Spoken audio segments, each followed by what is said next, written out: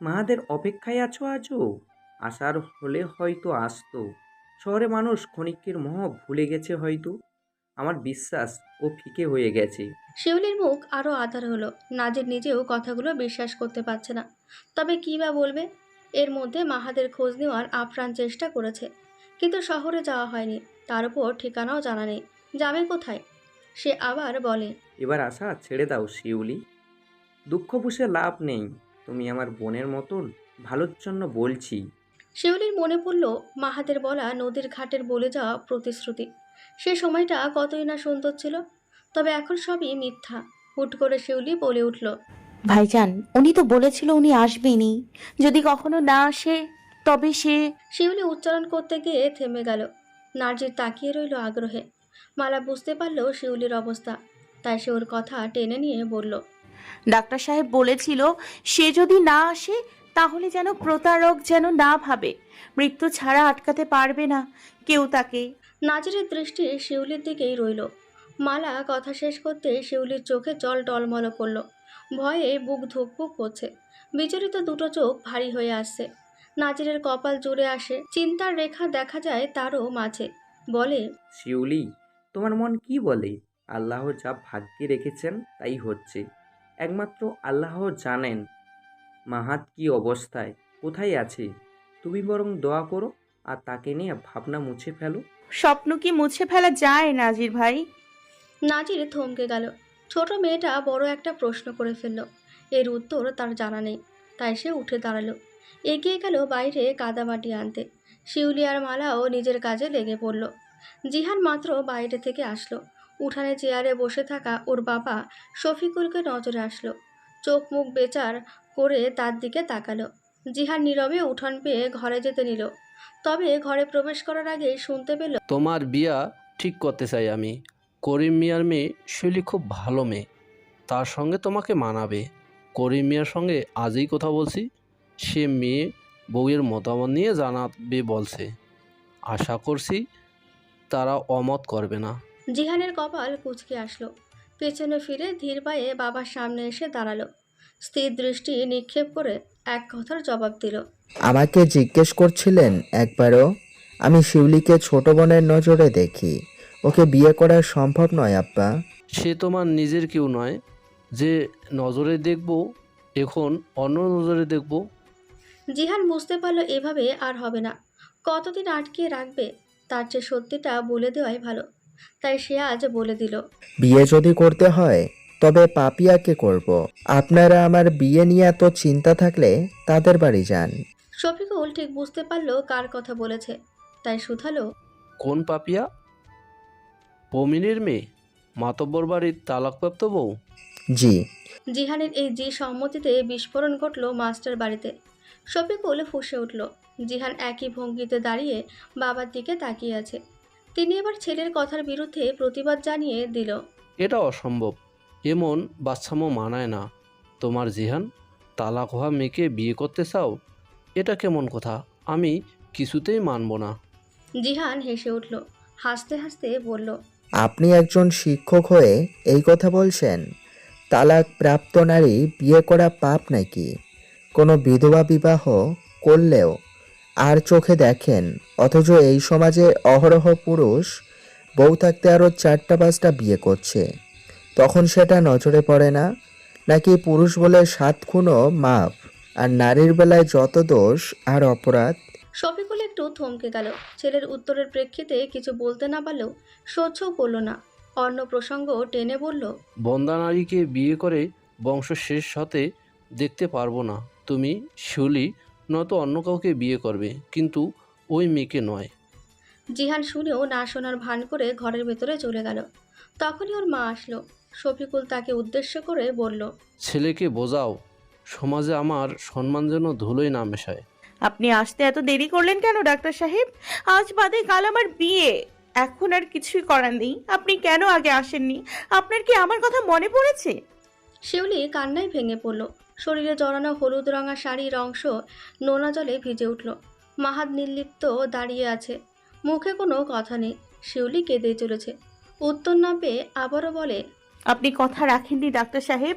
আপনি ভালা মানুষ না। কিশোরী কন্যার হৃদয়ে অনুভূতির বীজ বুনে চইলা গেলেন আর আসলেন না। শিউলির কথা মাহাদের কানে যাচ্ছে না যেন, এখনো স্থির হয়ে দাঁড়িয়ে আছে। শিউলি এবার রেগে চিৎকার করে বলল, কথা বলতেছেন না কেন? জবাব দিন। যদি আশা নাই ছিল তবে কেন আশা দিয়ে গিয়েছিলেন, যে আশায় আমি বুক বাঁধা ছিলাম? মাহাদ এখনো চুপ। একটা সময় শিউলি দমে গেল। ধীরে ধীরে মাহাদ পিছিয়ে যেতে লাগলো। শিউলি ওর দিকে এগিয়ে যেতে শুরু করলো, কিন্তু মাহাদ মুহূর্তেই মিলিয়ে গেল চোখের সামনে থেকে। তখনই শিউলি চিৎকার করে উঠল। ডাক্তার সাহেব! মধ্যরাতে মেয়ের চিৎকারে ঘুম ভেঙে যায় আমিনার। তড়িঘড়ি করে পাশের ঘর থেকে চলে আসে। শিউলির গা থরথর করে কাঁপছে, ভয়ে চোখ মুখ শুকিয়ে গেছে, হাঁপাচ্ছে অবিরত। কি হয়েছে মা, চিৎকার করলি কেন? শিউলি ওর মায়ের দিকে চাইলো, নিজেকে শান্ত করে উত্তর দিল, আম্মা খারাপ স্বপ্ন দেখছি তাই।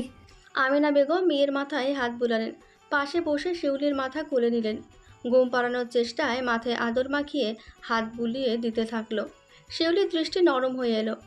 এমন স্বপ্ন কেন দেখলো তা নিয়ে ভাবতে বসলো। রাতে খাওয়ার পর করিম মিয়া আর আমিনার কথা শুনেছে জিহান ভাইয়ের ব্যাপারে মাস্টার চাচার প্রস্তাবের বিষয়ে। জিহানের সঙ্গে বিয়ে, কিন্তু এটা সম্ভব নয়। কিন্তু তাকে না জানানোই মত দিতে পারেনি। সে না হোক অন্য কেউ হলে অমত করবে কিভাবে, কার আশায়, যার কোনো আশ্বাস এবং খোঁজও নেই। বিয়ের বিষয়ে তার মধ্যে মাহাতকে নিয়ে ভাবনা, এই দুই মিলিয়ে হয়তো এমন স্বপ্ন দেখেছে। শিউলি এবার চোখ বুঝল, মায়ের হাত বুলানোতে জাদু আছে।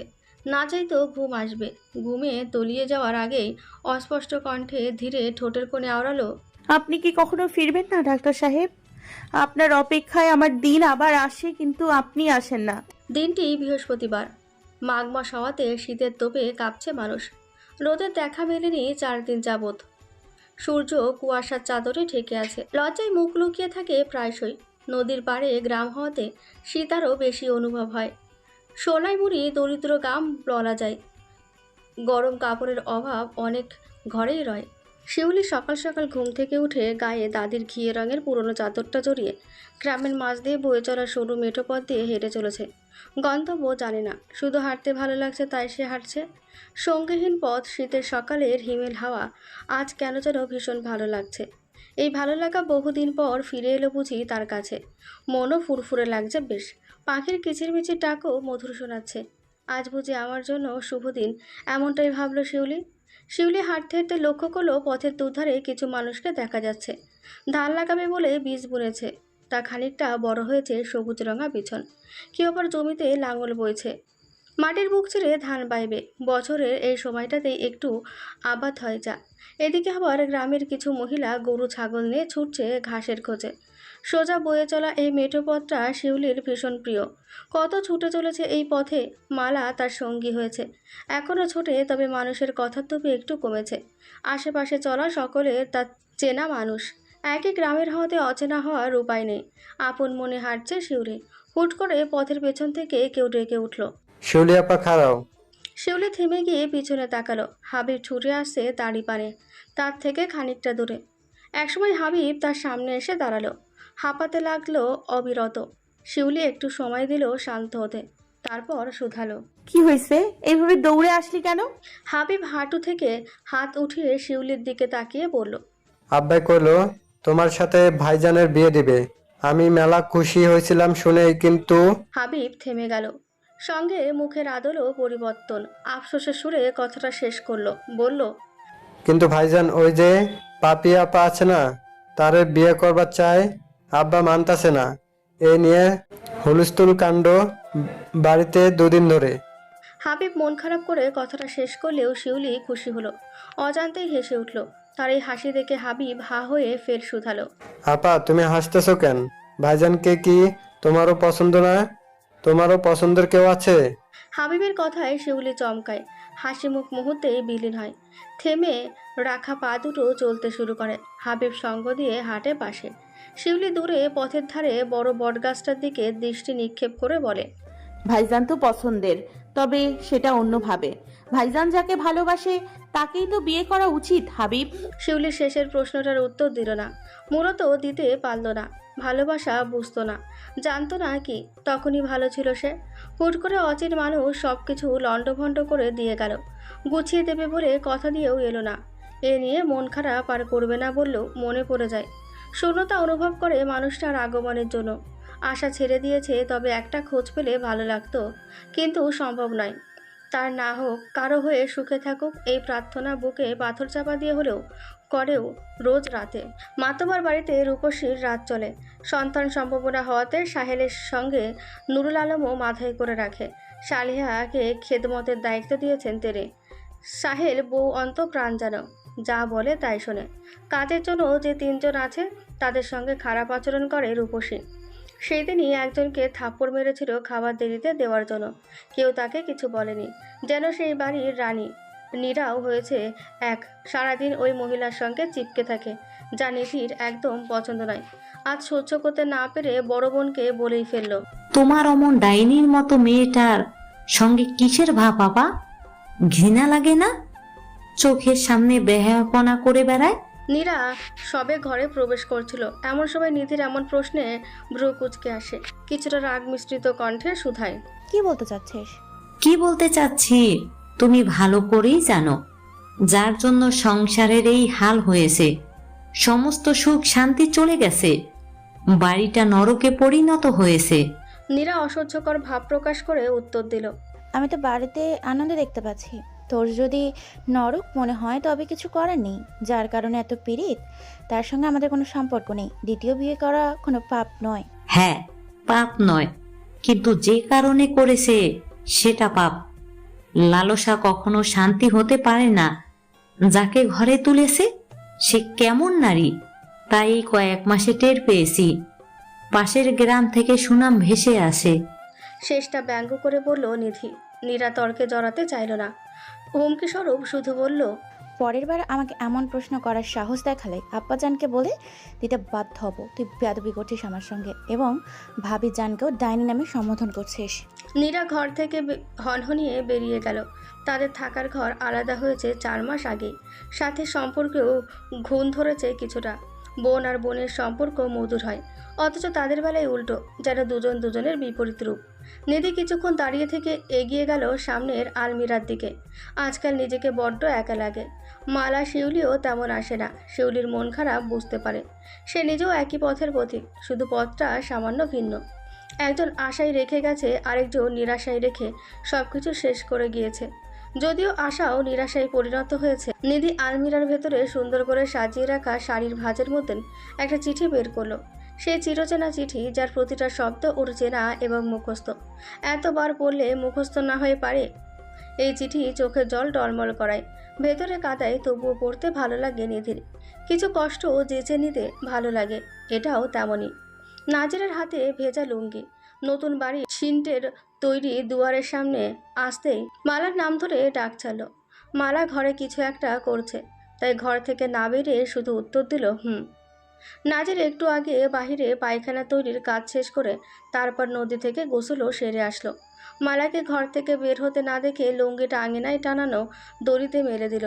তারপর একটা ফতুয়া পরে ঘরের দিকে পা বাড়ালো। ঘরে ঢুকে টাস্কি খেয়ে গেল। স্থির হয়ে দাঁড়ালো দুয়ারের কাছে। সামনে এক অপরূপ কন্যা, শাড়ি পরে আরও অপরূপা লাগছে। লাল শাড়ির সঙ্গে কাচের চুড়ি, ঠোঁটে লিপস্টিক আর চোখে কাজল দিয়েছে। চোখ ধাঁধানো সুন্দর লাগছে। মালা সেজেগুজে অপেক্ষা করছিল নাজিরের আসার। এই কারণে মূলত ডাকার পরও বাইরে যায়নি। মালা নাজিরকে এক দৃষ্টিতে তাকিয়ে থাকতে দেখে লজ্জা পেল। মাথা নিচু করে লজ্জা মিশ্রিত কণ্ঠে শুধালো, কি দেখতেছেন এভাবে? তোমারই। নাজিরের কণ্ঠে মুগ্ধতা মেশানো, স্বর অস্পষ্ট কিছুটা। ও দুয়ার থেকে ঘরের ভেতরে আসলো। চৌকিতে বসা মালার নিকটে গিয়ে দাঁড়ালো। লজ্জাবতী কন্যার মুখখানা দুহাতে রাজলাই নিয়ে ওপরে তুলল সামান্য। মালা এবার তাকালো। নাজিরের নেশালো দৃষ্টি, চোখে চোখ পড়তে দৃষ্টি আরও গাঢ় হলো। বলল, তোমারে অপরূপ সুন্দর লাগছে মালা। জীবনে দ্বিতীয়বার মনে হলো আমি পৃথিবীর সবচেয়ে সুন্দর মেয়েটাকে দেখছি। মালা লজ্জা মাখা মুখশ্রী মুহূর্তেই পরিবর্তন হলো। কিছুটা মালিন্য কণ্ঠে জানতে চাইল, প্রথমবার কাকে দেখে সুন্দরী মনে হয়েছিল শুনি? মালার অভিমানী ও মালিন্য কণ্ঠে নাজির উচ্চস্বরে হেসে উঠল। তার অভিমান আরও গাঢ় হলো। মুখ ঘুরিয়ে বসলো জানালার দিকে। নাজির হাসি থামালো। ধীর পায়ে গিয়ে বসলো মালার সামনে। মালা আবার মুখ ঘুরিয়ে বিপরীতে গেল। নাজির বুঝতে পারল কিশোরী কন্যার অভিমান। সে আরেকটু এগিয়ে গিয়ে মালার হাতখানা এক হাতে আলতো করে ছুঁয়ো, আরেক হাতে মুখখানা নিজের দিকে ফেরালো। কিছুক্ষণ আগের লজ্জা মিশ্রিত মুখখানা আধারে পরিণত হয়ে বড্ড বাজে লাগছে তার কাছে। সবসময় হাসবে এটাই তার কাছে সুন্দর লাগবে। মালা তাকালো না নাজিরের দিকে। নাজির দুটো হাতই দু হাতে আলতো করে ধরে সামনে মেরে ধরল। তারপর টুপ করে হাতের পিঠে একটা চুমু খেলো। বইয়ের অভিমান সরাতে কাঙ্ক্ষিত উত্তরটি দিল। প্রথমবারও আমার সামনে বসে থাকা মেয়েটিকেই সবচেয়ে সুন্দর মনে হয়েছিল।